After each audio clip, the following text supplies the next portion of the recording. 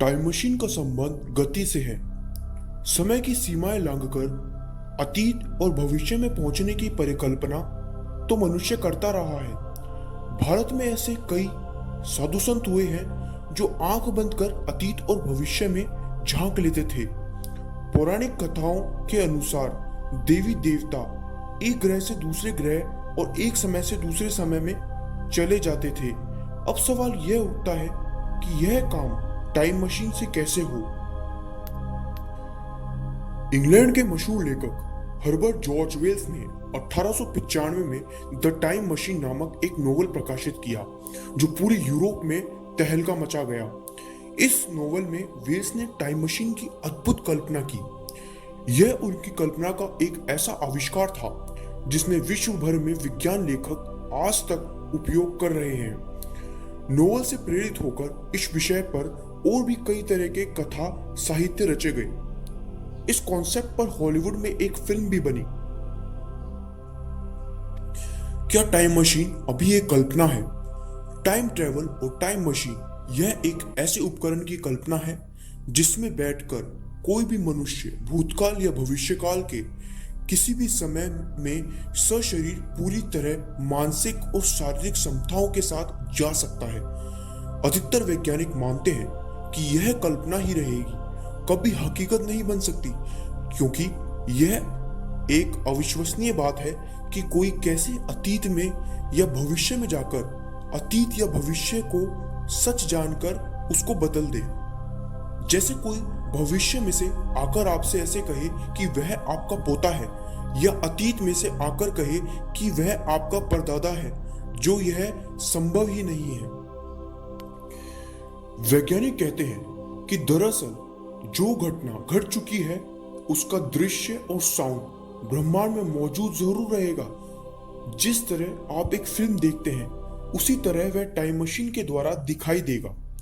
आप उसमें कुछ भी बदलाव नहीं कर सकते। यदि ऐसा करने गए तो वह पार्टिकल्स बिखरकर और अस्पष्ट हो जाएंगे। दूसरा यह है कि आप टाइम मशीन ट्रेवल से जो घटना नहीं घटी है लेकिन जो घटने वाली है उसे भी देख सकते हैं, क्योंकि सभी कार्य और कारण की श्रृंखला में बंधे हुए हैं। हालांकि विद्वान यह भी मानते हैं कि भविष्य को जानकर वर्तमान में कुछ सुधार कर भविष्य को बदला जा सकता है, लेकिन अतीत को नहीं।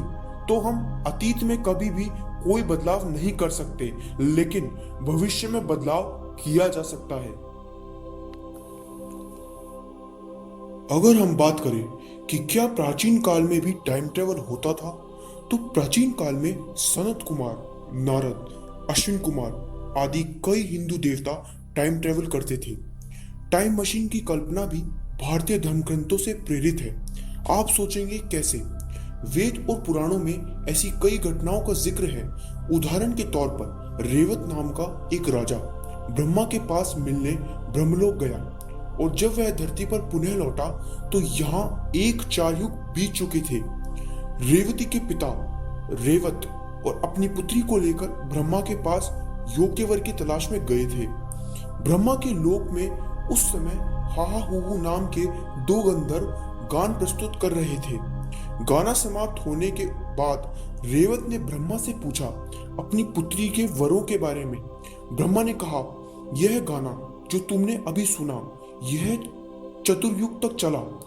जिन वरों की तुम चर्चा कर रहे हो उनके बेटे बेटी भी अब जीवित नहीं है। अब तुम धरती पर जाओ और शेषनाग के साथ इसका विवाह कर दो, जो बलराम के रूप में अवतरित है। अब सवाल यह उठता है कि कोई व्यक्ति 4 युग तक कैसे जीवित रह सकता है? कुछ ऋषि मुनि सतयुग में भी थे, त्रेता में भी थे और द्वापर में भी थे। इसका यह मतलब है कि क्या वे टाइम ट्रेवल करके पुनः धरती पर समय समय पर लौट आते थे? इसका जवाब है कि हमारी समय की अवधारणा धरती के मान से है, लेकिन जैसे ही हम अंतरिक्ष में जाते हैं समय बदल जाता है। जो व्यक्ति ब्रह्मलोक होकर लौटा उसके लिए तो उसके हिसाब से 1 वर्ष ही हुआ, लेकिन अंतरिक्ष के हिसाब से 1 वर्ष में धरती पर 1 युग बीत गया। बुध ग्रह पर तो 4 युग बीत गए। क्योंकि बुध ग्रह का एक वर्ष 88 दिनों का होता है।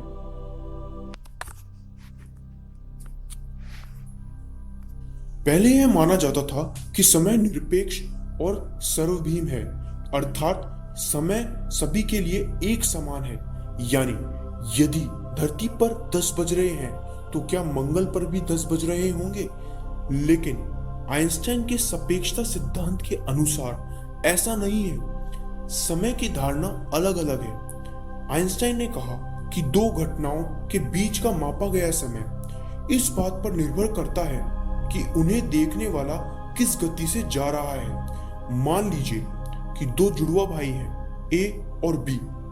एक अत्यंत तीव्र गति से अंतरिक्ष यान से किसी ग्रह पर जाता है और कुछ समय बाद पृथ्वी पर लौट आता है, जबकि बी घर पर ही रहता है।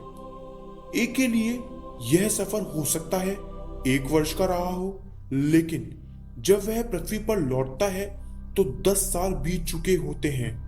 उसका भाई बी अब 9 वर्ष बड़ा हो चुका है, जबकि दोनों का जन्म एक ही दिन हुआ था। यानी ए 10 साल भविष्य में पहुंच गया है। अब वहां पहुंचकर वह वहीं से धरती पर चल रही घटनाओं को देखता है, तो वह अतीत को देख रहा होता है। जैसे एक गोली छूट गई, लेकिन यदि आपको उसको देखना है तो उस गोली से भी तेज गति से आगे जाकर उसे क्रॉस करना होगा और फिर पलटकर उसको देखना होगा, तभी वह तुम्हें दिखाई देगी। इसी तरह ब्रह्मांड में कई आवाजें, चित्र और घटनाएं जो घटित हो चुकी है वह फैलती जा रही है। वे जहां तक पहुंच गई है वहां पहुंचकर उनको पकड़कर सुनना होगा। कुछ ब्रह्मांडीय किरणें प्रकाश की गति से चलती है। उन्हें एक आकाशगंगा पार करने में कुछ क्षण लगते हैं, लेकिन पृथ्वी के समय के हिसाब से ये दसियों सदियां और 1000 वर्ष हो जाते हैं। भौतिक शास्त्री की दृष्टि से यह सत्य है, लेकिन अभी तक ऐसी कोई टाइम मशीन नहीं बनी है जिसमें हम अतीत या भविष्य में पहुंच सके। यदि ऐसा हो गया तो बहुत बड़ी क्रांति हो जाएगी। मानव जहां खुद की उम्र बढ़ाने में सक्षम होगा, वहीं वह भविष्य को बदलना भी सीख जाएगा। इतिहास फिर से लिखा जाएगा। हम इस बात को एक और उदाहरण से समझ सकते हैं। सपोज करो कि आप एक कार ड्राइव कर रहे हो और आपको पता नहीं है कि आगे 10 किलोमीटर पर एक रास्ता बंद है और आगे गड्ढा है बड़ा सारा, जो अचानक से दिखाई नहीं देता। आपकी कार तेज गति से चल रही है। अब आप सोचिए कि आपके साथ क्या होना चाहिए। लेकिन एक व्यक्ति हेलीकॉप्टर में बैठा है और उसे यह सब कुछ दिखाई दे रहा है, अर्थात यह है कि वह आपके भविष्य को देख रहा है। यदि आपको किसी तरह से यह पता चल जाए कि आगे एक गड्ढा है तो आप बच जाएंगे। भारत का ज्योतिष भी यही करता है कि वह आपको गड्ढे की जानकारी दे देता है, जिससे आप आने वाली परिस्थितियों का सामना कर सकते हैं। लेकिन एक अविश्वसनीय उदाहरण भी दिया जा सकता है, जैसे कि एक व्यक्ति विवाह करने से पहले अपने पुत्र को देखने जाता है टाइम मशीन से। वहां जाकर उसे पता चलता है कि उसका पुत्र तो जेल के अंदर देशद्रोह के मामले में सजा काट रहा है। तो तब वह 2 काम कर सकता है, या तो वह किसी अन्य महिला से विवाह करे या विवाह करने का विचार ही त्याग दे। टाइम मशीन क्या है और यह कब तक बन पाएगी, इसके बारे में अभी कोई नहीं जानता, लेकिन हो सकता है आने वाले भविष्य में इसका निर्माण हो जाए।